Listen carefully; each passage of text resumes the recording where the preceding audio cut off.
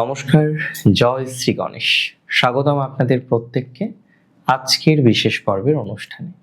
আলোচনা করব আজকে মেষ রাশির জাতক জাতিকাদের নিয়ে এবং নব সূচনার মাস মে মাস নিয়ে আলোচনা করব।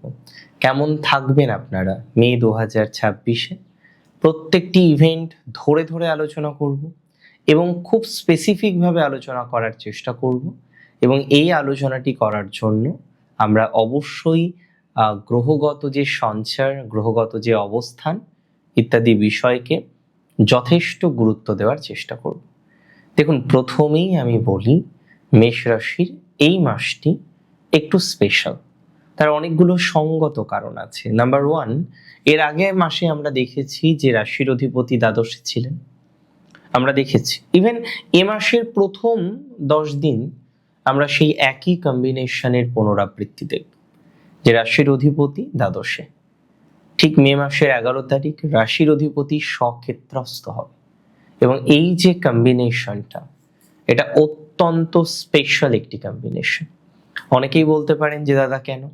আরে বাবা, রাশির অধিপতি নেগেটিভ হাউসে থাকার থেকে নিজের ঘরে থাকা তো অনেক বেটার, তাই না? যে কারণে আমরা মেষ রাশির আপামর যারা জনসাধারণ আছি, আমরা ডেভেলপমেন্ট দেখব, স্বাস্থ্য উন্নতি, শারীরিক স্বাস্থ্যের ক্ষেত্রে উন্নতির সম্ভাবনাটা অনেক অনেক অনেক বেশি। তবে তর্কের খাতিরে বলতেই হয়, শুধু শারীরিক ক্ষেত্রে কেন, মানসিক ক্ষেত্রেও প্রচুর পজিটিভিটি বৃদ্ধিপ্রাপ্ত হবে আপনাদের। শারীরিক এবং মানসিক উভয় ক্ষেত্রেই ডেভেলপমেন্ট বৃদ্ধির সম্ভাবনা রয়েছে। কাদের রয়েছে? মেষ রাশির। হয়তো অনেকেই এখনো পর্যন্ত চিন্তিত, দুশ্চিন্তিত, শারীরিক স্বাস্থ্যটা খুব একটা ভালো চলছে না, শারীরিক দিক থেকে বিভিন্ন রকম নেগেটিভিটির কম্বিনেশন বারবার আপনার জীবনচক্রে তৈরি হয়ে যাচ্ছে। আমি একটা কথাই বলবো, রাশির অধিপতিকে রাশিতে আসতে দিন, একটু সময় দিন। এবং যারা দেখছেন যে না, ক্রনিক একটা সমস্যা, মেডিকেশন ইত্যাদি ইত্যাদি বিষয়ের মধ্যে দিয়ে যাওয়ার পরও আপনি সেই সমস্যাটার সমাধান পাচ্ছেন না, দেখুন, আমার বক্তব্য খুব সিম্পল। আপনাদের শারীরিক ক্ষেত্রের উন্নতি লক্ষ্য করতে পারছি।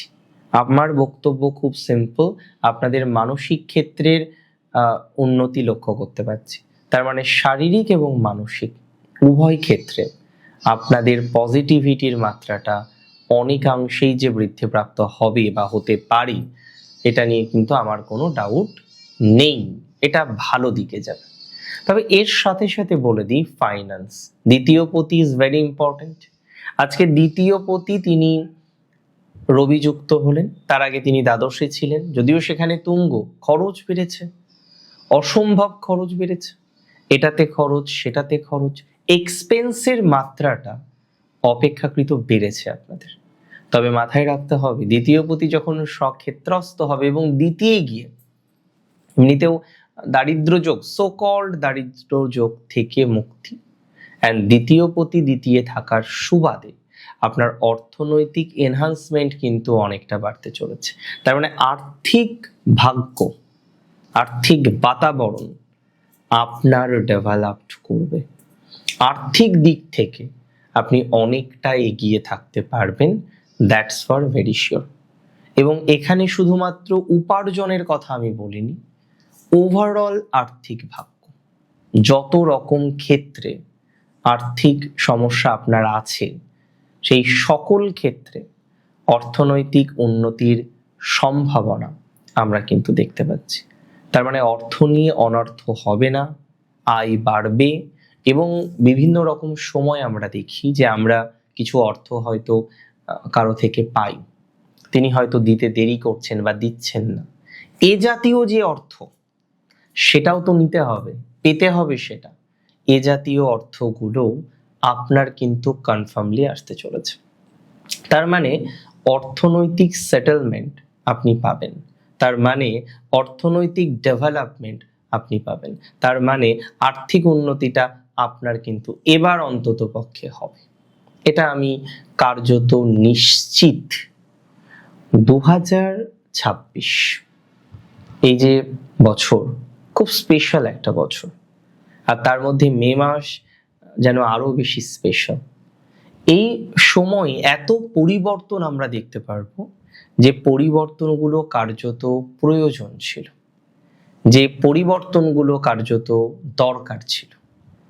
আজকে বহু মেষ রাশির সাথে কথা বলুন, দেখবেন তারা তো লিডিং করতে পছন্দ করেন, কিন্তু তাদের জায়গা দেওয়া হচ্ছিল না। তারা যে জায়গাটা পছন্দ করে, যেখানে থাকতে পছন্দ করে, সেই জায়গাটা তারা পাচ্ছিলেন না। দেখুন, আমার অবজারভেশন খুব সিম্পল, আমি বলে দিই, যারা নিজেদের জায়গা তৈরি করতে পারছিলেন না, যারা নিজেদের জায়গাটাকে তৈরি করতে এখনো পর্যন্ত পারছেন না, তারা কিন্তু নিজেদের জায়গা তৈরি করতে পারবেন। যারা নিজেদের প্রপার জায়গা তৈরি করতে পারছেন না, সেখানে নানা রকমের বাধাবিঘ্ন আপনি পাচ্ছেন, সেই জায়গাটা তৈরি হয়ে যাবে, এটা 100% নিশ্চিত। অন্তত পক্ষে আর্থিক ভাগ্যে সমস্যা অ্যাজ সাচ দেখছি না। অর্থনৈতিক ডেভেলপমেন্ট, উপার্জন বৃদ্ধি, না পাওয়া টাকা পয়সাগুলো পুনরায় আসতে শুরু করবে, এবং অর্থনৈতিক একটা সেটেলমেন্ট আপনি পাবেন, যেটা মে মাসে সংঘটিত হবে। তবে এখানে আমি বলে দিই, অনেকের উপার্জনের সূত্র পরিবর্তিত হতে পারে। কিরকম বিষয়টা? দেখুন, আয় করার তো চেষ্টা করছেন, দ্যাটস ভেরি গুড, আয় করতে হবে, কিন্তু দেখা যাচ্ছে যে আপনি সৎ পথে থেকেই আয় করছেন, আগামীতেও সৎ পথেই থাকবেন, কারণ মেষ ইউজুয়ালি খুব অনেস্ট হয়। মেষের যে 3টি নক্ষত্র, 3টি নক্ষত্রই খুব অনেস্ট। যাই হোক, মূল কথায় আসি, তাহলে এখানে উপার্জনের সূত্র তৈরি হতে পারে, যে আরো কিছু করব, আরো কিছু করা যায়, অন্য রকম ভাবে কিছু ভাবা যায়, অন্য রকম ভাবে কিছু প্ল্যানিং করা যায়, এই যে মেন্টালিটি, সেটা কিন্তু আপনাদের তৈরি হয়ে যাবে। উপার্জনের ক্ষেত্রে 2nd একটা অপিনিয়ন, 7 একটা সূত্র, এটা কিন্তু তৈরি হয়ে যেতে পারে। তবে পরিবার, পারিবারিক, রিলেটিভস, রিলেশন, এই জায়গাটা বেশ ভয়ানক স্টেটাসে আছে। বহু ক্ষেত্রে আপনাদের রিলেটিভস এত ক্ষতি করে দিচ্ছে ভাবা যাবে না। আমি বহু ক্ষেত্রে অবজারভেশন করলাম যে মেষের কেন এত প্রবলেম ইদানিংকালে পারল।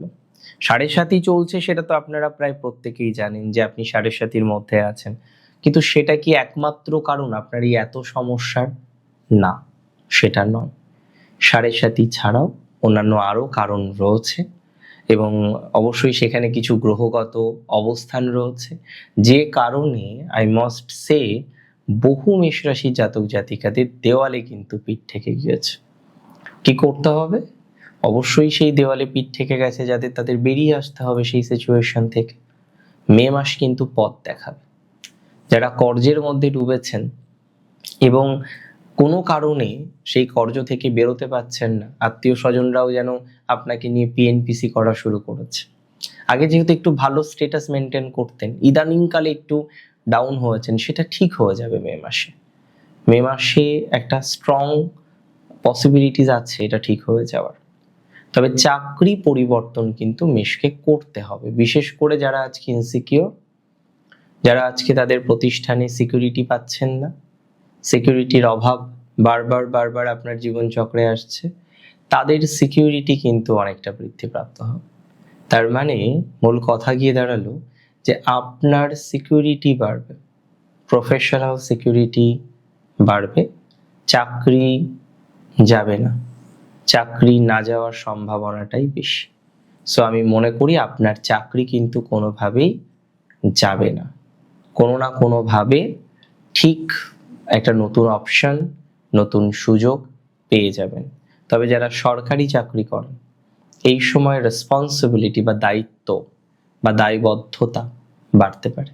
সরকারি কর্মচারীদের দায়বদ্ধতা বা দায়িত্ব বৃদ্ধির সম্ভাবনা দেখতে পাচ্ছি, এবং বিশেষ করে যারা একটু অ্যাডমিনিস্ট্রেশনে আছেন, তাদের দায়বদ্ধতা বাড়বে।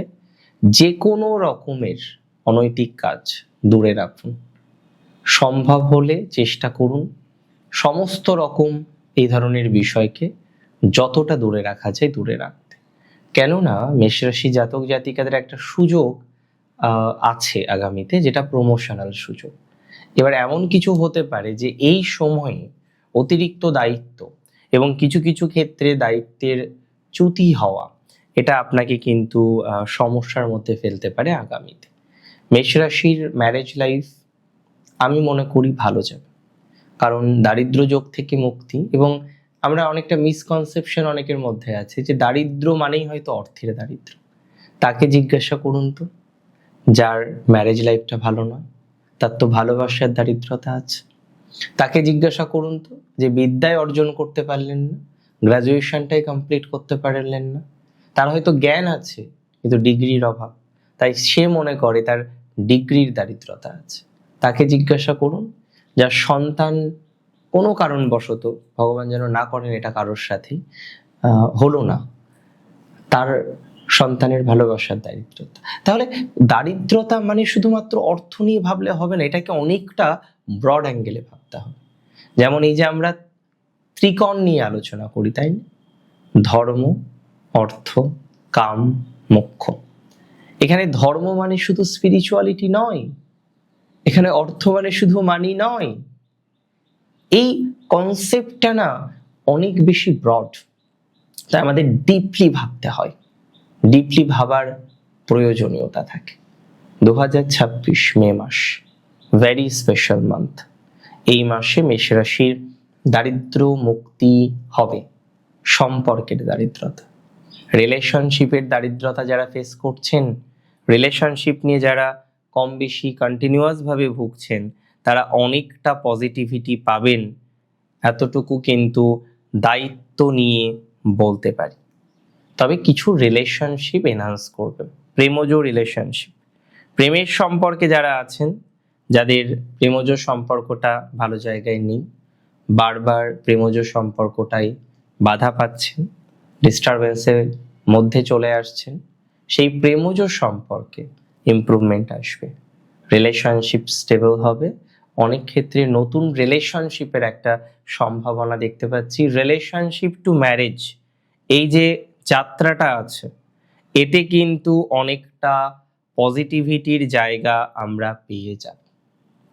পরিবারের মধ্যে কথা বলছেন, লাভ হচ্ছে না, বিভিন্ন রকম পারিবারিক বাধাগুলো আসছে, যারা ফেস করছেন, those who are facing the same problem, I must say যে আপনারা এবার কিন্তু ভালো ফলাফল পাবেন, সুন্দর একটা ফলাফল আসবে। অর্থনৈতিক ক্ষেত্রেও একটা সুন্দর ফলাফল আসবে আপনাদের, নতুন কিছু অপরচুনিটিস বৃদ্ধি পাওয়ার মতো সম্ভাবনা আমরা দেখতে পাচ্ছি। ব্যবসায়ীদের সময়টা ভালো, আর্থিকভাবে বেনিফিশিয়াল হবেন আপনি, অর্থনৈতিক উন্নতির নিশ্চিতভাবে জায়গা আছে। ব্যবসায়ীদের সময়টা প্র্যাকটিক্যালি ভালো যাবে, এবং স্পেশালি আমি বলে দিচ্ছি, অর্থনৈতিক দিক থেকে অনেকটা স্বাবলম্বী হতে পারবেন আপনারা। সো কোথাও যেন গিয়ে দেনা আছে আমি জানি, কোথাও যেন গিয়ে কর্জ আছে, যেটা আপনার কাছে একটা বড় সড়ো চিন্তার বিষয়, যে দাদা কর্জ আছে কিভাবে ম্যানেজ হবে, কর্জকে কিভাবে নিয়ন্ত্রণ করব, এটা নিয়ে অনেকেই ভেবে ভেবে অস্থির হয়ে পড়েছেন।